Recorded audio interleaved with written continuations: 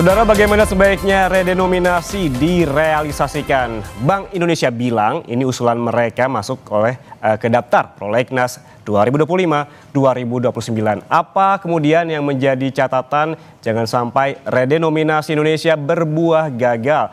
Kompas Bisnis akan tanya langsung kepada sejumlah narasumber. Ada anggota Komisi 11 DPR RI dari fraksi PDI Perjuangan, Haris Turino, yang telah hadir di studio. Pak Haris, selamat pagi. Selamat pagi. Dan juga ada ekonom PM FFB Universitas Indonesia, Teguh Rifki, melalui saluran Zoom. Mas Rifki, selamat pagi.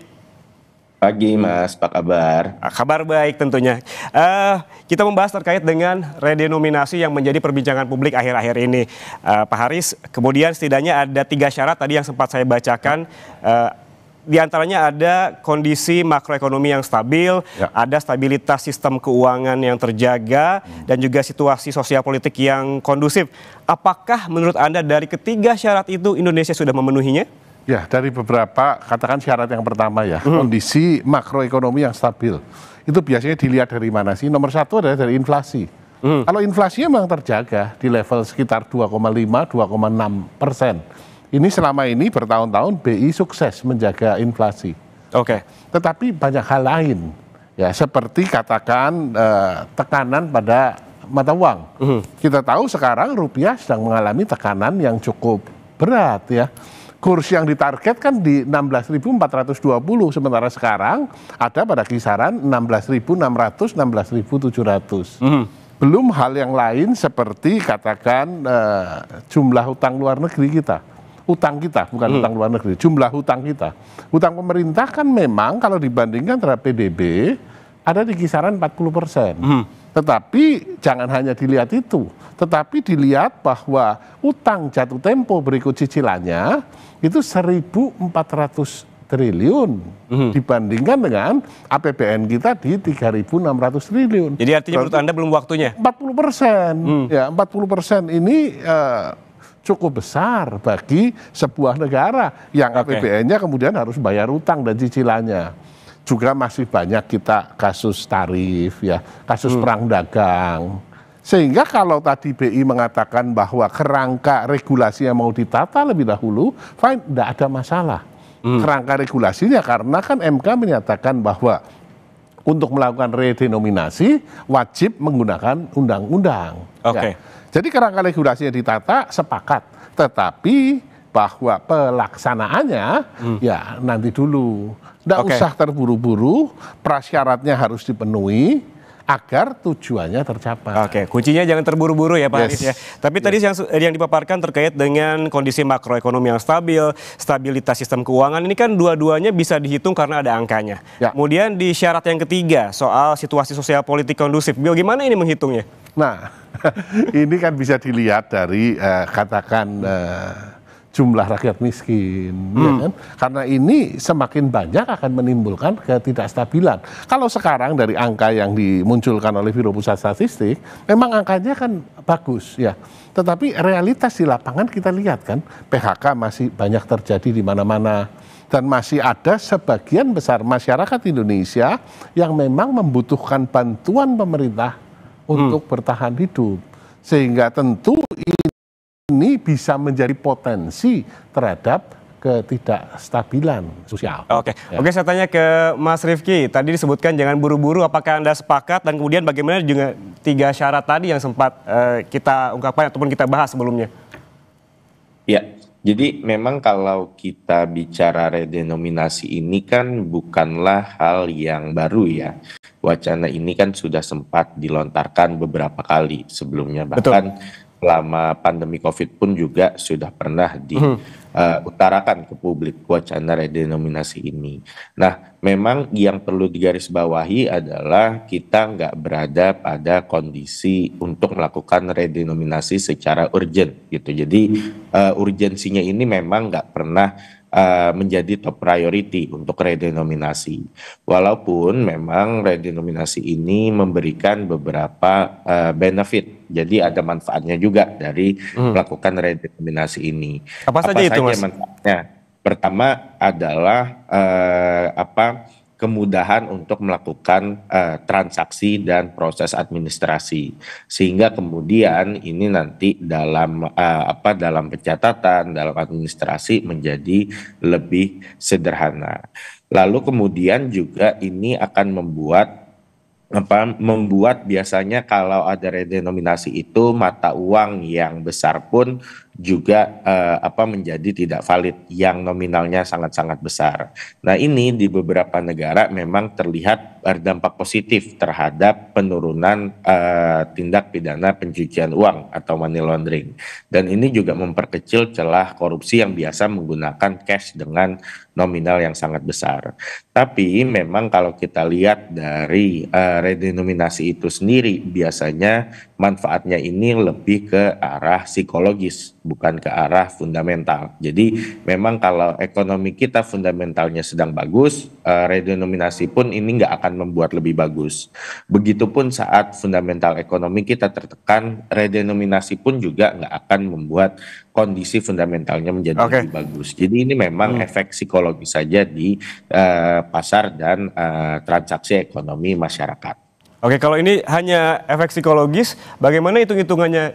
Karena kan memang kita kadang kalau kita datang ke pasar gitu, ada harga-harga misalkan Rp12.200. Ini akan jadi seperti apa? Rp12.250. Ini kan harus ada pembulatan begitu. Apakah ini tidak berisiko ataupun ada pengaruh nantinya terhadap perekonomian? Iya, memang ada kemungkinan akan terjadi opportunistic rounding. Misalnya katakanlah sebuah barang itu nilainya 12.500 gitu. Instead of misalnya dibulatkan menjadi Rp12, mungkin akan dibulatkan ke atas menjadi Rp13. Jadi potensi tekanan inflasi pun akan ada. Tapi kita melihat juga kondisi inflasi kita saat ini relatif manageable. Jadi saya rasa risikonya ini pun juga relatif bisa di contain lah atau bisa di manage. Nah, tapi kalau kita berkaca ke banyak negara lain yang mata uangnya nilainya cukup besar seperti misalnya Japanese yen atau Korean won, itu pun juga mereka tidak mempush untuk melakukan redenominasi karena memang urgensinya ini selalu tidak menjadi top priority gitu, dan memang dalam pelaksanaannya ini butuh waktu yang panjang, butuh transisi, sosialisasi, dan nanti phasing out dari nilai rupiah yang ada saat ini. Dan memang sekarang banyak isu-isu yang lebih urgent, misalnya mengembalikan daya beli, lalu kemudian meningkatkan kelas menengah dan lain semacamnya, sehingga dalam konstelasi seluruh permasalahan ekonomi saat ini memang redenominasi tidak memiliki urgensi yang sangat tinggi. Tidak memiliki urgensi yang sangat tinggi. Ya. Anda sepakat dengan itu, Pak Haris? Sepakat sekali. Tadi kan dipaparkan ya bahwa ada 3 tujuan. Yang pertama efisiensi, jelas efisiensi, jumlah kertas lebih sedikit, jumlah kalkulator ya. Kalkulator di Indonesia itu kalkulator 12 digit. Kalkulator 9 digit itu tidak laku di Indonesia. Ya kan? Dengan redenominasi dipotong 3 nol, maka kalkulator 9 digit, laporan keuangan dari semua lembaga ya, ini akan lebih ringkas. Ya. Kemudian praktis terjadi efisiensi di sana. Tujuan pertama tercapai. Tujuan ketiga yaitu kredibilitas mata uang rupiah. Kan keren kalau $1 tidak lagi 16.700, tapi 16,7 perak per US dollar, kan lebih keren. Keren saja. Ya, tapi tujuan kedua meningkatkan stabilitas, meningkatkan daya saing, tidak ada itu. Berarti Anda setuju ini hanya efeknya psikologis saja? Iya, efek psikologis dan ya untuk keren. Sementara kompleksitasnya luar biasa. Zaman dulu tahun 80-an, tahun 90-an kita terima gaji kan kita di amplop ya ada duitnya. Nah sekarang kan enggak, ting duit masuk seperti itu. Transfer. Tentu yang dirubah bukan hanya fisik uang ya. Tetapi juga sistem pencatatan diperbankan, ya. Yang simpel aja kartu tol, yang isinya sudah 1,5 juta katakan, ya kan? Ini kan tinggal 1.500. Ya, demikian pula kris, demikian pula transaksi dikatakan di marketplace, demikian pula kris, demikian pula katakan harga saham, belum lagi kripto yang patokannya mata uang rupiah, belum lagi mata uang virtual lainnya, kompleksitasnya besar sekali. Oke, banyak sekali angkanya di belakang, apalagi kita lihat saham dan juga yang harus dirubah dalam waktu yang serempak ketika diputuskan kan, dan ini akan mempengaruhi menimbulkan kompleksitas yang besar sekali. Kalau gagal mengelola ini, akibatnya seperti yang dilakukan Argentina gagal, seperti yang dilakukan Zimbabwe gagal. Ini kan kita tidak mau seperti itu. Sementara sasarannya, tujuan yang ingin dicapai hanya efisiensi dan katakan keren. Kalau keluar negeri nih kurs kita 16,7 bukan 16.700. Nah, tetapi apakah itu meningkatkan yang lain? Tidak. Agar tidak terjadi seperti Zimbabwe, Mas Rifki, apa yang perlu diantisipasi sebetulnya? Iya, ini yang perlu diantisipasi adalah pertama kredibilitas. Seberapa serius pemerintah melakukan redenominasi ini? Karena selain di planningnya yang nanti akan super kompleks, implementasinya pun akan super kompleks. Nah ini komitmennya harus 100%. Jadi nanti pemerintah juga perlu menyiapkan planning bagaimana memphase out. Lalu bagaimana membuat semua uang yang sudah ada saat ini menjadi invalid. Dan proses transisinya seperti apa. Ini perlu memakan bertahun-tahun. Dan potensinya bahkan mungkin melewati satu siklus periode politik gitu. Jadi kalau ini juga perlu diantisipasi. Misalnya nanti pergantian pemerintahan tahun 2029. Apakah ini tetap akan menjadi prioritas atau enggak? Karena kalau prioritasnya berubah, ini akan gagal. Seperti yang dilakukan misalnya di Brazil atau Zimbabwe, atau pernah Turki beberapa kali pun tidak selalu sukses. Ini karena komitmennya tidak 100%. Jadi memang urgensinya tidak terlalu tinggi, tapi saat implementasi kemudian ini perlu effort dan skala yang cukup besar. Nah ini perlu dipastikan bisa terjamin sampai nanti phasing out dari rupiah baru atau redenominasi baru ini betul-betul selesai 100%. Oke, Mas Rifki, apakah negara kita ini perlu belajar kepada mereka negara-negara yang sudah berhasil, termasuk yang gagal begitu, agar nantinya tidak sampai ada lonjakan inflasi? Tentu, jadi memang makanya ini sudah banyak kasus yang berhasil, banyak kasus yang gagal. Kasus yang gagal ini beberapa negara, misalnya Brazil, Argentina, Turki pun juga pernah gagal. Tapi juga beberapa negara yang berhasil itu seperti ada Hungaria, Latvia, negara-negara yang yang mau join European Union itu mereka berhasil untuk kemudian melakukan redenominasi. Di semua episode tersebut nggak ada yang periodenya sebentar. Ini komitmen yang cukup panjang dan memang membutuhkan dari tahap planning hingga implementasi itu kompleksitasnya sangat tinggi. Nah ini banyak sekali yang bisa dipelajari dan mungkin kita juga bisa mengukur dari sini. Kita siap nggak? Kita mampu nggak untuk melakukan komitmen redenominasi skala besar tersebut? Oke, Pak Haris, apa saja yang perlu dipelajari dari negara-negara baik yang sudah berhasil maupun yang gagal begitu? Tadi disebutkan risikonya ada lonjakan inflasi. Poin-poin penting apa yang perlu negara kita ambil dari negara-negara yang sudah berhasil dan gagal agar terjadi hal tersebut? Ya, prasyarat awalnya harus terpenuhi dulu. Tadi katakan kestabilan sistem keuangan, kemudian kondisi moneter yang juga stabil, dan kondisi sosial ekonomi yang stabil. Tanpa ada kestabilan ini, belajar hanya menambah ilmu, dan ini tidak pas kalau dilaksanakan di Indonesia dengan terburu-buru. Kita tahu prioritas Presiden Prabowo kan pertumbuhan ekonomi 8%. Ya itu dulu kita capai lah. Arahnya adalah seluruh kekuatan bangsa diarahkan untuk mencapai ke pertumbuhan ekonomi yang cukup tinggi agar kita tidak terjebak ke middle income trap.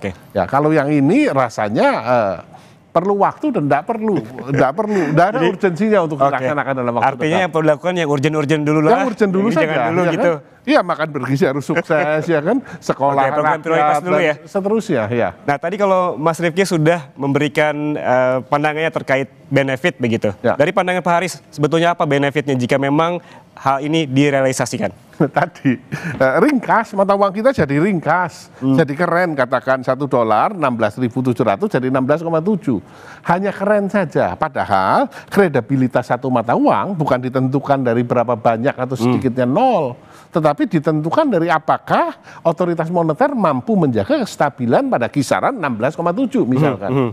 Ini jauh lebih penting dibandingkan hanya menghilangkan nol saja. Ya, di samping efisiensi dan kredibilitas, jelas bahwa redenominasi tidak akan membuat bahwa inflasi lebih stabil, bahwa kemudian daya saing meningkat, tidak ada urusannya dengan itu. Tadi yang sempat saya baca juga adalah salah satu benefitnya atau keuntungannya adalah menghemat tinta. Ya, betul. Kertasnya berarti kan ada penghematan. Ya, kertasnya lebih sedikit, ya kan? Karena kita tidak nulis nol sedemikian banyak. Betul. Turki motong 6 nol loh. Ya, dan di Zimbabwe motong nol juga banyak sekali. Nah, tentu kalau nolnya terlalu banyak ribet ya, sehingga efisiensi tercapai betul. Ya, akan tercapai, tetapi untuk mencapai ke sana dalam jangka pendek terjadi satu kompleksitas yang luar biasa yang menimbulkan biaya yang tidak kecil. Bukan hanya mencetak duit. Tadi saya katakan juga di mata uang yang sifatnya virtual kan. Catatan kita di bank, harga saham, laporan keuangan perusahaan kan ini harus dirubah semua. Yang satu pertanyaan juga, bila ini terrealisasi, berarti kan memang harus mencetak uang yang baru begitu. Masa transisinya akan seperti apa? Ya harus dilakukan pendampingan, mata uang lama katakan dengan mata uang baru harus berlaku. Misalkan yang baru dimunculinya angka 100.000 itu 100.000 kecil sekali seperti itu. Supaya tidak menimbulkan dampak psikologis yang di kalangan masyarakat yang paling bawah. Itu dulu mulai disosialisasikan ya. Kemudian baru munculkan mata uang yang baru yang benar-benar 100.000 ditulis Rp100. Mas Rifki, kalau dari Anda, kalau belajar dari negara-negara yang sudah berhasil begitu, masa transisinya seperti apa? Dari tadinya ada 0, misalkan 3 bahkan lebih begitu jadi dipangkas? Iya, sebetulnya yang perlu dilakukan sosialisasinya adalah pertama itu di kelompok masyarakat atau golongan usaha yang sangat menggunakan cash ya. Jadi misalnya di UMKM, lalu usaha kecil, transaksi harian, itu yang paling banyak menggunakan cash. Itu perlu diberikan sosialisasi bagaimana transisi, planning transisinya. Apakah nanti diberikan uang kertas baru gitu, lalu kemudian nanti ada grace period, misalnya 3 tahun, 5 tahun, nanti mata uang lama kemudian tidak berlaku. Lalu kemudian juga perlu dikomunikasikan strategi coexistingnya gitu. Saat diluncurkan mata uang baru, berapa lama mata uang lama ini masih berlaku? Kalau dua-duanya berlaku, bagaimana kondisi transaksi di lapangan? Ini yang perlu jelas roadmap-nya, ini yang perlu jelas blueprint-nya. Kalau transaksi besar misalnya yang menggunakan digital atau misalnya transaksi elektronik, itu sebetulnya lebih mudah diaturnya. Karena nanti tinggal penyesuaian di sistem. Tapi kemudian kalau yang di lapangan, yang di transaksi hari-hari, transaksi menggunakan cash, ini yang perlu butuh sosialisasi yang sangat besar dan implementasi dan dikawal betul-betul sehingga tidak terjadi kebocoran saat kemudian prakteknya di lapangan. Jadi itu yang menjadi poin-poin penting dari negara lain saat kemudian mereka melakukan redenominasi dan berhasil.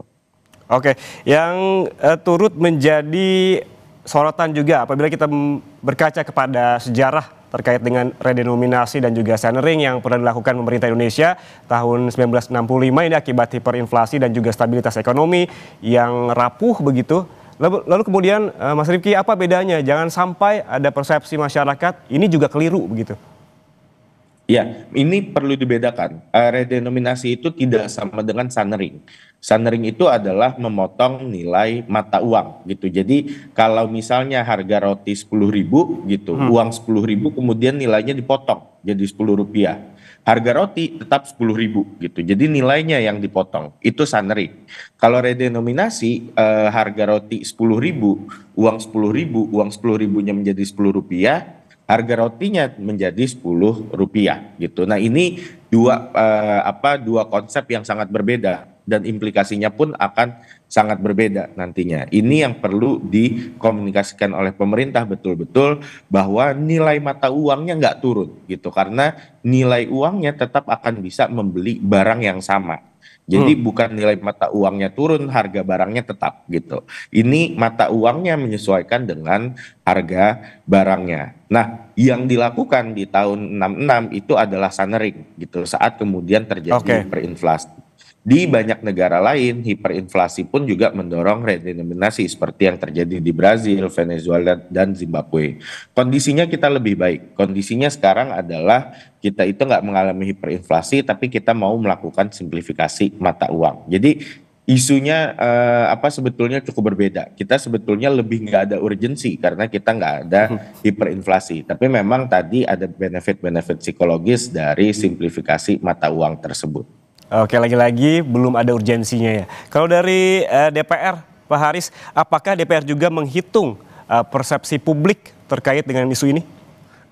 Kami baru tahu dari media beberapa hari lalu ketika kemudian Kementerian Keuangan meluncurkan PMK 70 tahun 2025 yang ditetapkan di 10 Oktober dan baru diundangkan ya di awal bulan November. Kami baru tahu bahwa di dalam kerangka regulasinya ya itu ada rencana tentang perubahan harga rupiah atau redenominasi, rencana RUU tentang ini sehingga belum pernah dibahas dengan kami di Kapan rencananya dibahas?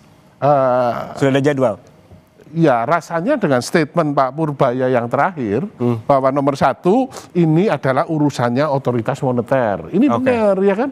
Tapi masalahnya adalah PMK 70 ini yang menerbitkan adalah Kementerian Keuangan dan kita tahu lah kalau Pak Purbaya yang mengatakan di media kan menjadi viral seluruh Indonesia ya kan. Tapi kemarin sudah ngomong ini urusannya Bank Indonesia bukan urusannya Kementerian Keuangan ya.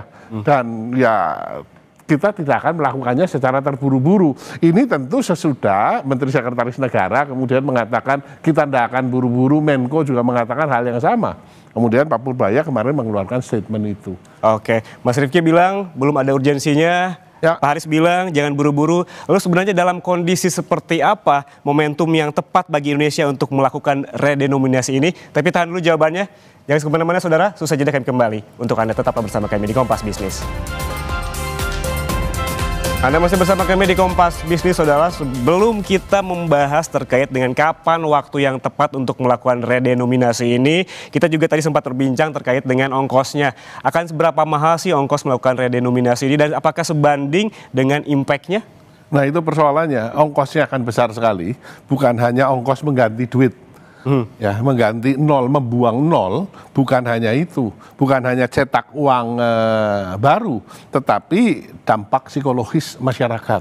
Ya, dan yang kedua adalah menjaga bahwa ini tidak boleh gagal, karena kalau gagal malah menyebabkan kondisi ekonomi pertumbuhannya terhambat, terjadi inflasi yang besar-besaran.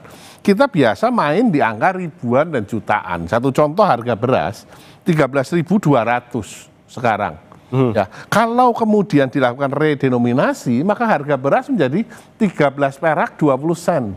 Kita dari sejak lahir tidak biasa mainan sen. Maka akan di round up ke atas, 14 saja deh. Biar gampang, biar simple. Nah, apa dampaknya? Ini kenaikan 6%. Sehingga akan memicu inflasi.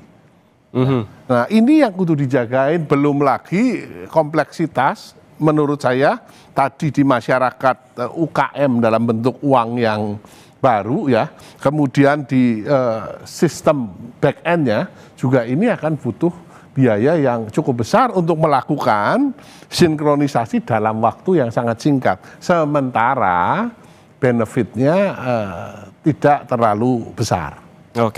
Oke, kita berbicara soal tadi ongkos, ada catatan yang kami dapatkan begitu, Pak Haris, soal biaya transisi. Tadi kita bicara soal transisinya, kita sekarang bicara soal biayanya yang harus dikeluarkan oleh pemerintah, perbankan, pelaku usaha dan juga masyarakat ini tidaklah kecil. Jadi menurut Anda ini gimana nih? Jadi semua lini nih yang harus mengeluarkan biaya jadinya. Iya, jadi katakan semua perjanjian dagang, simpenan di bank dan seterusnya. Ini kan tentu yang ada kaitannya dengan rupiah, kan angkanya harus dibuang nolnya. Dan ini kan supaya tidak menimbulkan nanti moral hazard di belakang ya. Ini kan harus disepakati dan dilaksanakan dengan sedemikian baik ya. Tanpa adanya ini, maka biaya psikologisnya akan besar sekali. Sementara kembali lagi manfaatnya hanya keren saja, manfaatnya hanya efisien, ya nolnya hilang 3, itu saja. Oke, terakhir Pak Haris, ini penegasan hitungan Anda. Sebetulnya kapan Indonesia siap dengan redenominasi? Ini jadi pertanyaan yang tidak gampang. Ya, menurut saya adalah kerangka regulasinya kalau mau ditata, monggo kita bahas dulu RUU tentang redenominasi. Tidak apa-apa dibahas sambil dilakukan sosialisasi kepada masyarakat. Sambil secara perlahan kita sudah mulai ngajarkan kepada masyarakat, ya, dengan tadi di resto katakan harga 20.000, 20K dan seterusnya. Mulai disosialisasikan pelan-pelan, kemudian mata uang juga sudah mulai digeser pelan-pelan, 50.000, 50, titiknya diganti koma, 000 kecil, ya, secara bertahap. Nah, setelah memang kondisi prakondisinya siap, oke, kita jalankan. Ada kondisi, ada prakondisi yang sebetulnya yang perlu dipikirkan untuk kesiapan terkait dengan pengaplikasian redenominasi. Ya, jangan sampai redenominasi ini akan mengganggu stabilitas pemerintahan Pak Prabowo. Terima kasih Pak Haris atas waktunya bersama kami di studio Kompas TV, dan sebelumnya tadi melalui saluran Zoom sudah ada ekonom LPM FEB Universitas Indonesia Teguh Rifki. Terima kasih sekali lagi atas waktunya bersama kami